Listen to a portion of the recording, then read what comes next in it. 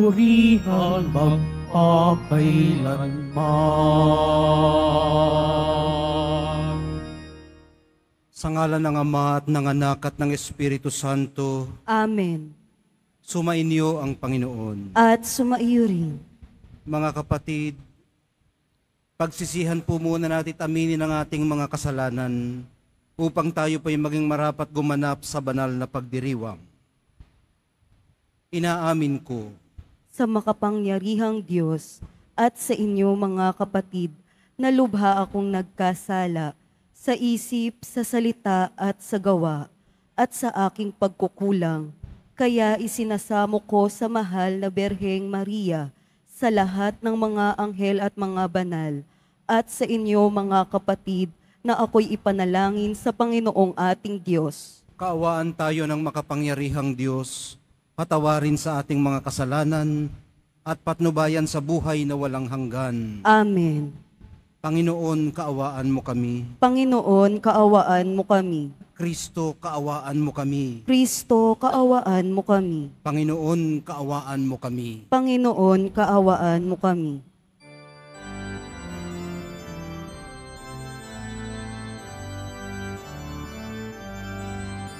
Papuri sa Diyos, papuri sa Diyos, papuri sa Diyos sa kaitaasan.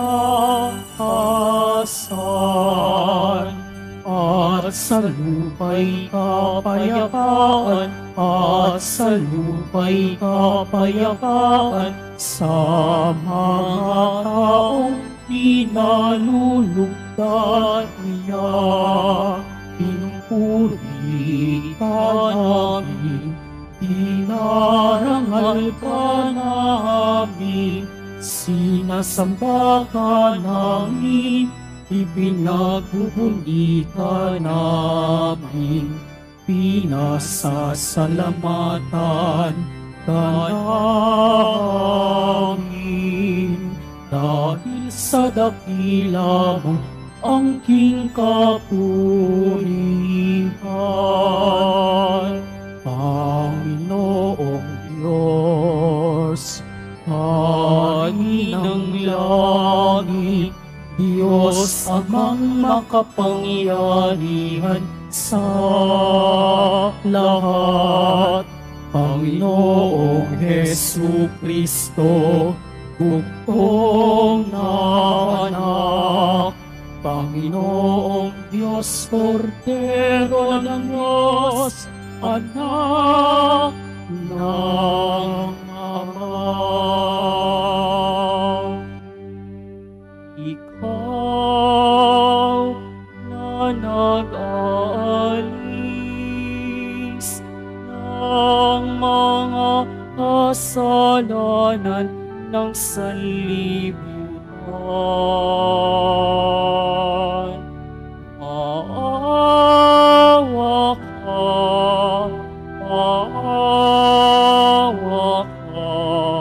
sa amin. Ikaw na nag-aalis ng mga kasalanan ng sanlibutan. Tanggapin mo ang aming kahilingan. Tanggapin mo ang aming kahilingan. Ikaw na naluluklok sa kanan ng Ama, maawa ka sa amin, sapagkat ikaw lamang ang banal at ang kataas-taasan. Ikaw lamang, O Jesucristo, ang Panginoon. kasama ng Espiritu Santo sa kadakilaan ng Diyos Ama. Amen. Ng Diyos Ama. Amen. Papuri sa Diyos. Papuri sa Diyos. Papuri sa Diyos sa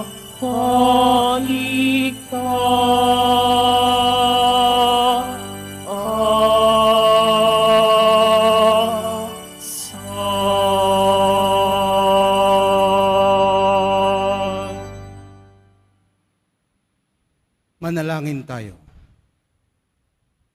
Ama naming makapangyarihan, kaming mga tinubos mo at kinupkopay tunghayan mo ngayon sa iyong kagandahang loob upang sa pagsampalataya sa anak mong si Kristo, makamtan ng kalayaan at pamana sa piling mo, sa pamamagitan niya kasama ng Espiritu Santo, magpasawalang hanggan. Amen. Magsiupo po ang lahat.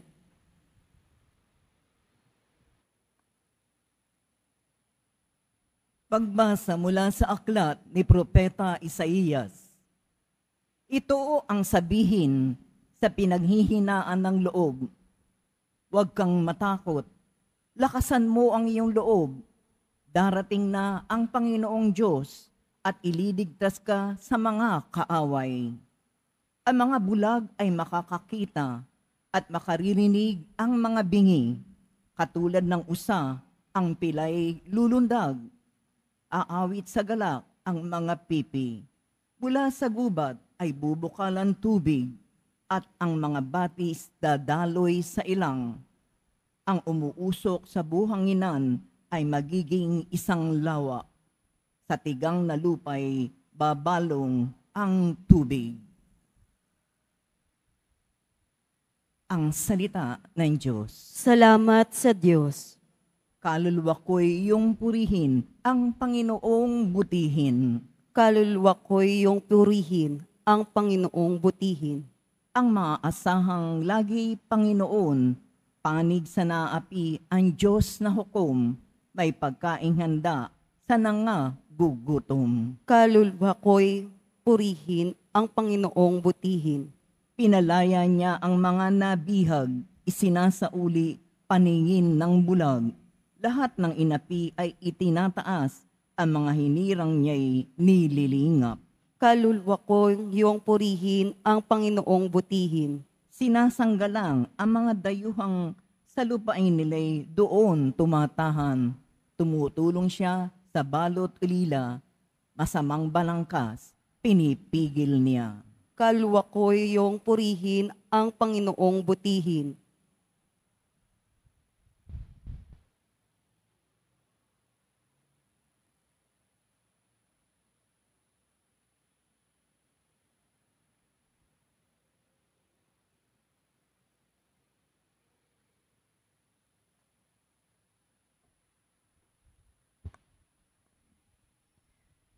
Pagbasa mula sa sulat ni Apostol Santiago. Mga kapatid, bilang sumasampalataya sa ating Panginoong Hesukristo, ang dakilang Panginoon, huwag kayong magtatangi ng tao. Halimbawa, pumasok sa inyong kapulungan ang isang lalaking nakasingsing ng ginto at nakadamit ng magara, at isa naman duka na panay susi ang damit. Kung asikasuhin ninyong mabuti, yaong magara ang damit, at sabihin sa kanya, dito kayo maupo, at sabihin naman sa duka, tumayo ka na lang diyan, o kaya'y sasahig ka na lang maupo. Nagtatangi na kayo at umahatol ng mali. Tingnan ninyo, mga kapatid kong minamahal, hinirang ng Diyos ang mga dukha sa sanlibutan upang maging mayaman sa pananampalataya at maging kasama sa kahariang ipinangako niya sa mga umiibig sa Kanya. Ang salita ng Diyos. Salamat sa Diyos. Magsitayo po ang lahat.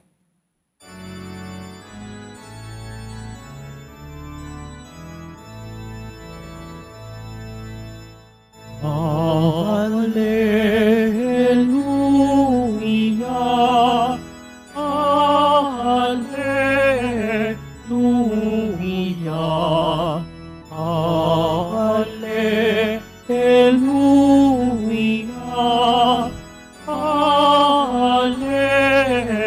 Alleluia.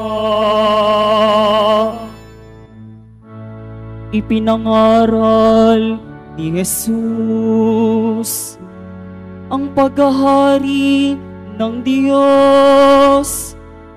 Sakit ay kanyang ginamot.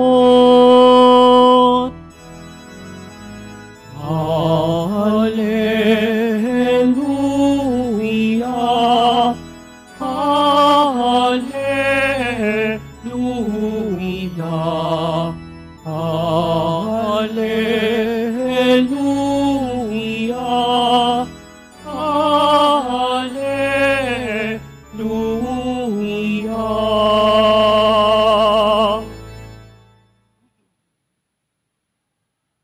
Sumainyo ang Panginoon. At sumaiyo rin. Ang mabuting balita ng Panginoon ayon kay San Marcos. Papuri sa iyo, Panginoon. Noong panahong yun, pagbabalik ni Jesus mula sa lupain ng Tiro, dumaan siya sa Sidon at nagtuloy sa lawa ng Galilea, matapos tahakin ang lupain ng Decapolis. Dinala sa kanyang isang lalaking bingi at tutal at pinamanhik nila na ipatong sa taong ito ang kanyang kamay. Inilayo muna siya ni Jesus sa karamihan at isinuot ang kanyang mga daliri sa mga tainga nito. Pagkatapos lumura at hinipo ang dila nito. Tumingala si Jesus sa langit at nagbuntong hininga at sinabi sa tao, Ephata, ibig sabihin mabuksan. At nakarinig na ito, nawala ang pagkautal at nakapagsalita na ng malinaw. Sinabi ni Jesus sa mga tao na huwag ibalita ito kaninuman.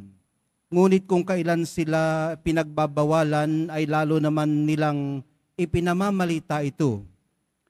Sila'y lubhang ng gilalas at ang wika, anong buti ng lahat ng kanyang ginagawa. Nakakarinig na ang bingi at nakapagsasalita na ang pipi. Ang mabuting balita ng ating kaligtasan. Pinupuri ka namin, Panginoong Hesukristo. Magsiupo po ang lahat.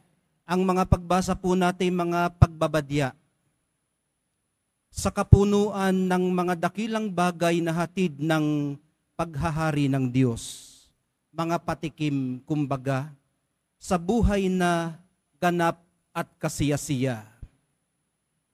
Ano pa nga bang tuwa ang maaari pang ihatid sa isang bingi kundi ang makarinig at sa isang pipi kundi ang makapagsalita? Maliban kung natutunan na nilang mamuhay ng normal at maging at home sa pagkabingi at pagkapipi. Posible po yun. Katulad naman natin sila sa lahat ng bagay, maliban lamang sa kakayanang makarinig ng malinaw at makapagsalita ng tuwid. May mga pamamaraan para epektibo silang makasalamuha, gaya ng pagiging familiar sa deaf culture at sign language. Natututunan po iyon. Pero kahit siguro at home na sila sa kanilang deafness at naabot na nila ang tinatawag na deafhood, iniisip din po siguro nila kung ano kaya ang kalagayan sa kabilang bakod ng mga nakakarinig at nakapagsasalita ng malinaw at tuwid. Yung pinagaling ni Jesus sa ating binasang ebanghelyo, natuwa siguro siya ng husto. Ano ho? nang makarinig na siya at nakita ito ng mga naroroon. Kaya siguro hindi na rin nila napigilang ipamalita ang kagilagilalas na nangyari doon. Ang isa pang pagbabadya sa kapunuan ng inaasahan nating buhay na ganap at kasiyasiya ay matatagpuan natin sa ikalawang pagbasa. Nang sabihin ni Apostol Santiagong huwag magtatangi ng tao at huwag ding hahatol ng mali. Patas dapat, ibig sabihin, pantay. Sa halimbawa po niyang binanggit, binibigyang diin niya na sa mata ng Diyos, ang mga dukha ay mayaman at kabilang sa pinaghaharian ng Diyos. Ganon din po ang makikita natin sa Salmong Tugunan at sa unang pagbasa. Pananauli sa paningin ng mga bulag, pagtataas sa mga inaapi, paglingap sa mga hinirang, pagsasaalang-alang sa mga dayuhan, pagtulong sa mga balot ulila, at pagpigil sa masasamang balangkas. Ito pong balangkas na sinasabi, ito po yung structural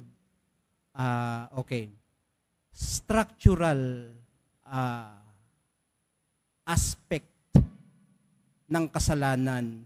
Ibig sabihin, panlipo ng kalagayan ng kasalanan. Ibig sabihin, hindi lamang personal, kundi yung sabihin na nating sistemang yung kinabibilangan, kung yun mismo ang makasalanan, yung balangkas na yun ang makasalanan. Yun po ang tinutukoy dito na pagpigil sa masasamang balangkas. Sinasabi pa po dito sa unang pagbasa, maging sa gubat ay bubukal ang tubig at dadaloy sa ilang. Ang ilang ay desert. Sa madaling sabi, mapapanauli ang kalusugan at balanse ng sangnilikha. Pag-asa po ang hatid sa atin ng ating mga narinig, minamahal kong mga kapatid. Buksan lamang natin ang pandinig ng ating mga puso at pakinggan ang magandang balita ng ating katubusan. Ano man ang kinakailangan mong malampasan ngayon o mahulagpusan, ano man ang nagpapahirap sa iyo ngayon, ano man ang nagdadala sa iyo sa iyong mga tuhod, sa huli, magiging maayos din ang lahat. Sa ngayon, ay di ayusin muna natin ang ating pag-intindi sa kung ano ba talaga ang pag-asa. Ano ba ang pag-asa? Paano ba ito tinitingnan ng mga Katoliko at mga Kristiyanong katulad natin? Bilang mga Kristiyano at mga deboto, mga kapatid, nakabase po ang ating pag-asa sa muling pagkabuhay ni Hesukristo. May napangalanan po akong dalawa na basehan ng ating pag-asa at ito ang una, ang muling pagkabuhay ni Hesukristo. Na sa kabila ng lahat, nakakapit tayo sa pangakong ito ng Diyos. At sa kanyang kapangyarihang isa sa katuparan niya ang pangakong ito. Ang isa pa ay yung pinanghahawakan natin na kawalang hanggan ng Diyos. Ito po yung kanyang pagiging infinite, inexhaustible. Tama ba yung aking English na yun? Hindi mo siya ma-exhaust. Hindi mo mauubos maisip ang Diyos o ang mga bagay tungkol sa Diyos.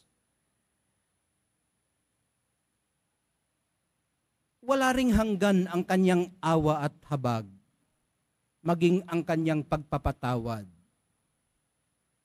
Marami ang ibinibigay niya sa ating second chances para sa kanya, pero siguro yung second chances may dulo din. Walang hanggan ang pagbibigay niya, Pero yung pagtanggap natin, may dulo din. Kumbaga, sa bandang huli, baka masabi sa atin na, you've had your chance. Katulad sa mga talinghagang binabanggit niya. May pagkakataon namang ibinigay. Ang tanong ay ano ba ang ginawa natin sa mga pagkakataong ibinigay sa atin? Inano natin yung maraming second chances na ipinagkakaloob sa atin. Pero para sa Kanya, hindi pa huli sa atin ang lahat. Maring tingin natin huli na sa atin, pero para sa Kanya, hindi pa huli sa atin ang lahat. Matusto sa nawa ang pag-asa nating ito ng pagtanggap natin sa banal na Eucharistia. Mahal na pong Jesus Nazareno, nasa inyo po ang aming pag-asa. Magsitayo na po ang lahat.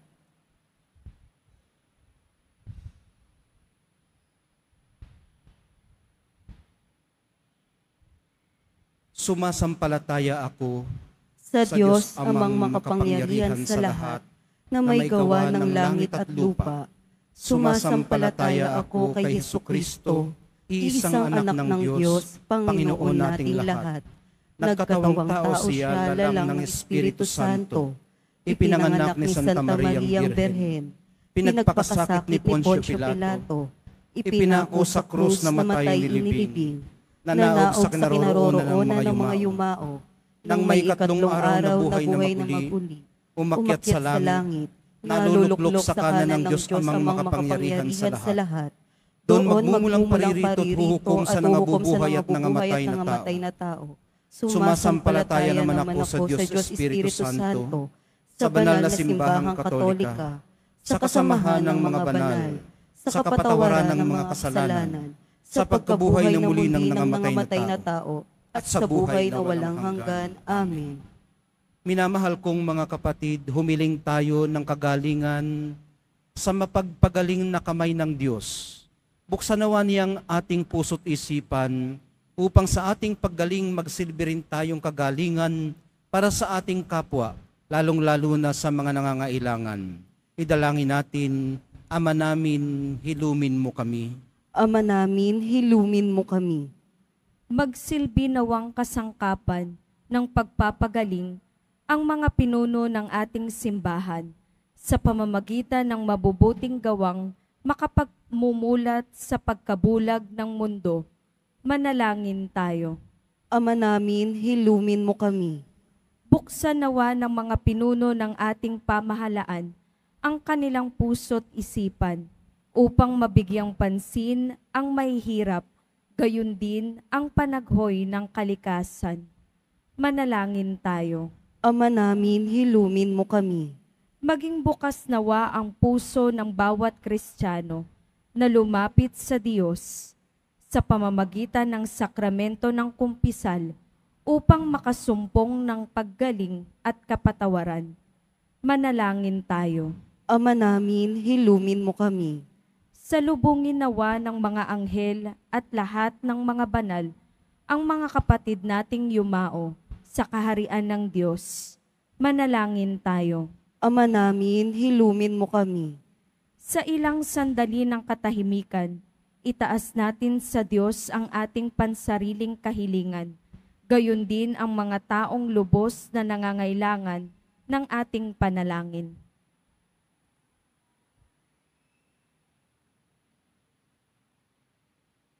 Manalangin tayo. Ama namin, hilumin mo kami. Ama, hilumin mo ang iyong bayang dumudulog sa iyo. Madama nawa namin ang kaganapan ng iyong pagpapagaling upang makapamuhay kaming may sigla habang naglalakbay patungo sa iyo. Hinihiling namin ito sa pamamagitan ni Jesucristong anak mo at aming Panginoon. Amen. Magsiupo po ang lahat.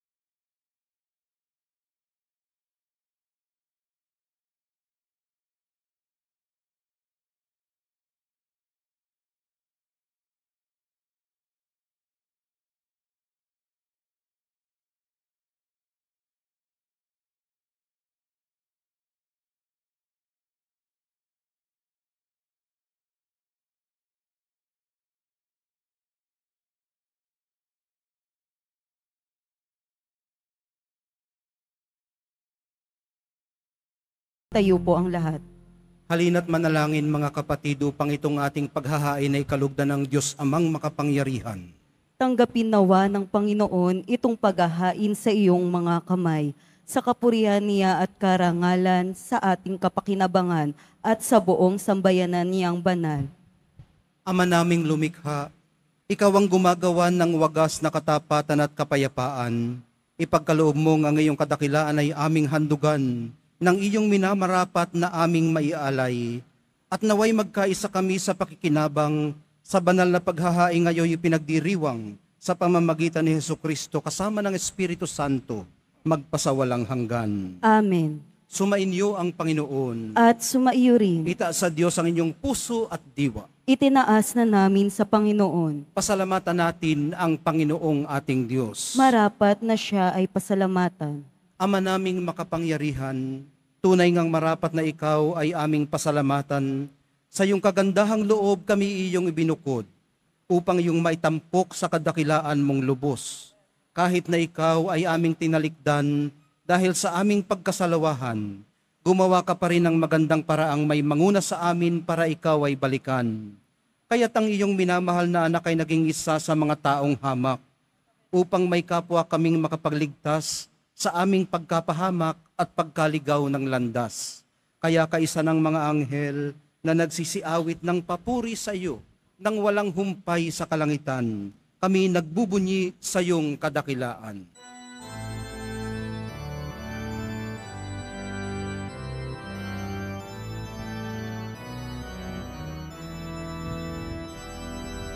Santo, Santo, Santo, Panginoong Diyos ng mga hukbo.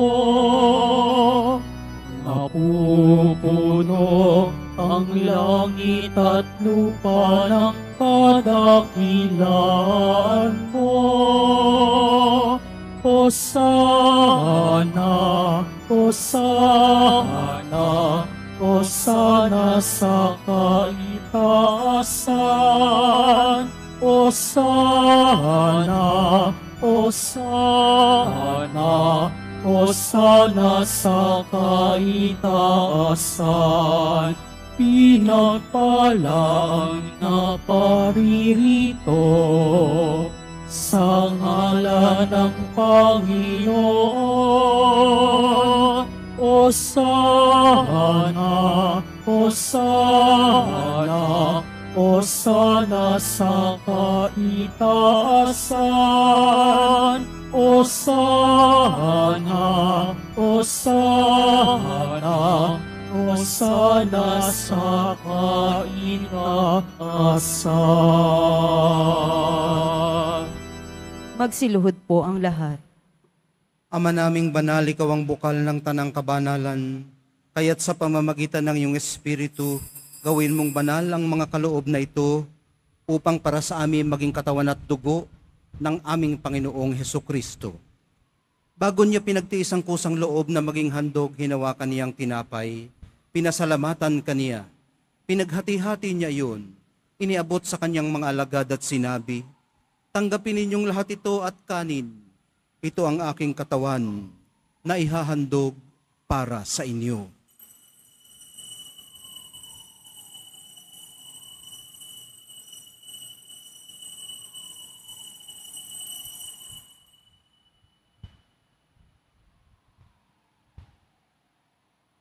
Gayon din naman noong matapos ang hapunan, hinawakan niya ang kalis.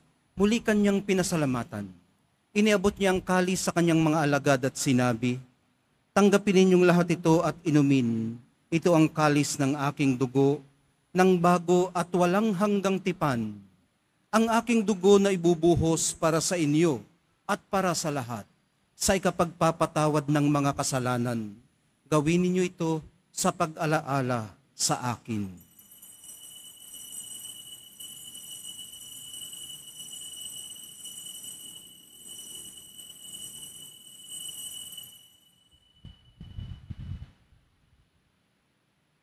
Magsitayo po ang lahat. Ipagbunyi natin ang misteryo ng pananampalataya. Si Kristo'y namatay, si Kristo'y nabuhay, si Kristo'y babalik sa wakas ng panahon.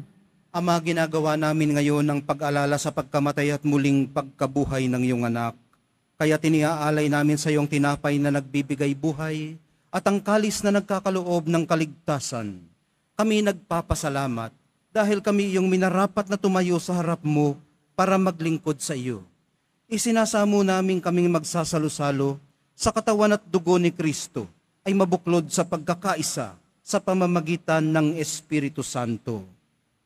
Ama, lingapin mo ang iyong simbahang laganap sa buong daigdig.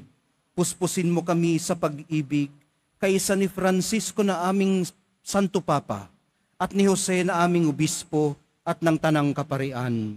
Alalahanin mo rin ang mga kapatid naming nahimlay, nang may pag-asang sila'y muling mabubuhay, gayon din ang lahat ng mga pumanaw.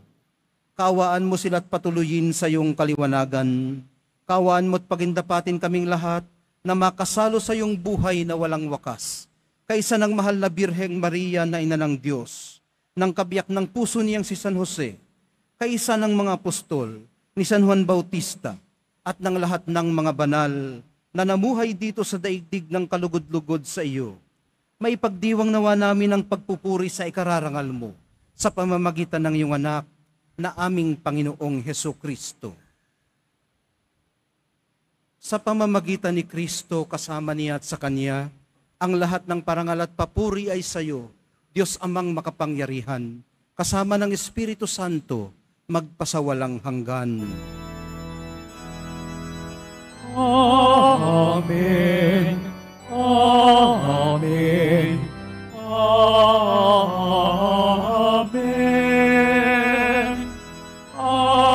Amen. Amen. Amen. Sa tagubili ng mga nakagagaling na utos at sa turo ni Jesus na Panginoon natin at Diyos, ipahayag po natin ang lakas loob. Ama namin, sumasalangit ka, sambahin ang ngalan mo, mapasa amin ang kaharian mo, sundin ang loob mo dito sa lupa para ng sa langit.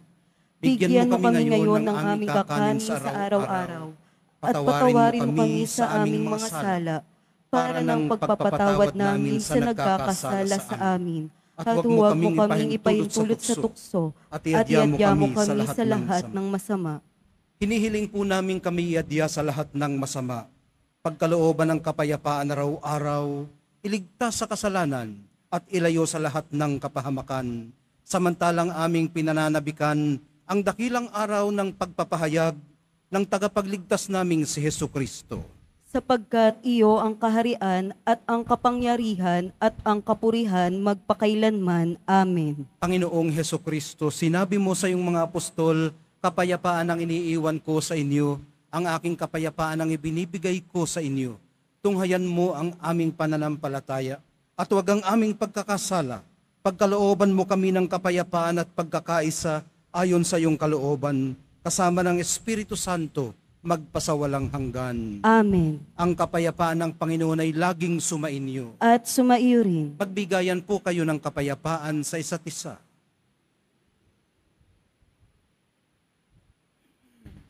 Kordero ng Diyos na nag-aalis ng mga kasalanan ng sanlibutan, maawa ka sa amin.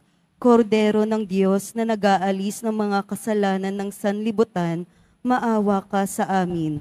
Kordero ng Diyos na nag-aalis ng mga kasalanan ng sanlibutan, ipagkaloob mo sa amin ang kapayapaan. Magsilod po ang lahat. Ito ang kordero ng Diyos. Ito ang nag-aalis ng kasalanan ng sanlibutan. Mapapalad ang mga inaanyayahan sa piging ng kordero. Panginoon, hindi ako karapat-dapat na magpatuloy sa iyo, ngunit sa isang salita mo lamang ay gagaling na ako.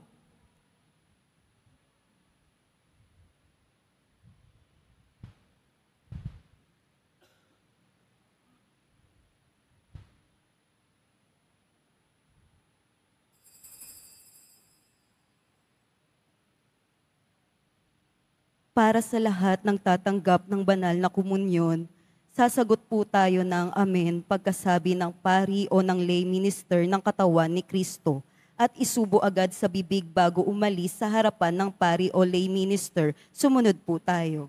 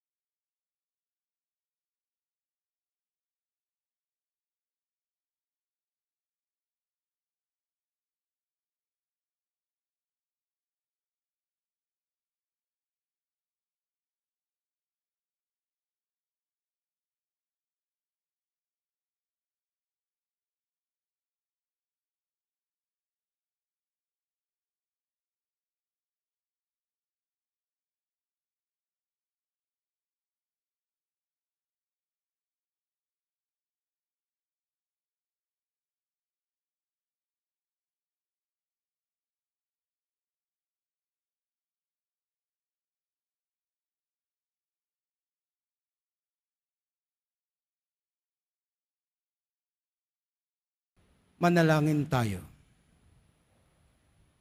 Ama naming mapagmahal, kaming inanyayahan mong magsalo sa iyong salita at piging na banal, ay iyong pinalalakas at iyong binubuhay. Pagindapatin mong kami makapakinabang sa buhay ng iyong anak, na para sa aming sarili niya ang alay bilang aming tagapamagitan kasama ng Espiritu Santo, magpasawalang hanggan. Amen. Sumainyo ang Panginoon. At sumaiyo rin. Mahal na pong Jesus Nazareno, inihayag mo sa pamamagitan ng krus ang walang maliw na pag-ibig ng Diyos sa sangkatauhan. Pakinggan mo ang kahilingan ng iyong angkan na nagsusumamo sa iyo.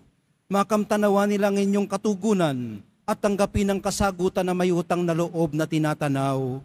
Basbasan din po ninyo at pagpalain ng kanilang mga pinasasalamatan at pinagsusumakitan sa araw-araw, pati na ang daladala nilang mga imahen at dasalan. Matagpuan din po nawa nila ang kanilang mga hinahanap.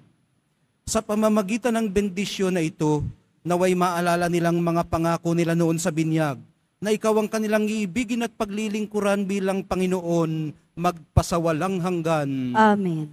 At pagpalainawa kayong lahat at ang inyong pamilya at mga komunidad ng makapangyarihan at mapagmahal na Diyos, Ama, Anak, at Espiritu Santo. Amen. Naialay na po natin ang banal na misa. Humayo kayong taglayang kapayapaan ng poong Jesus Nazareno. Salamat sa Diyos.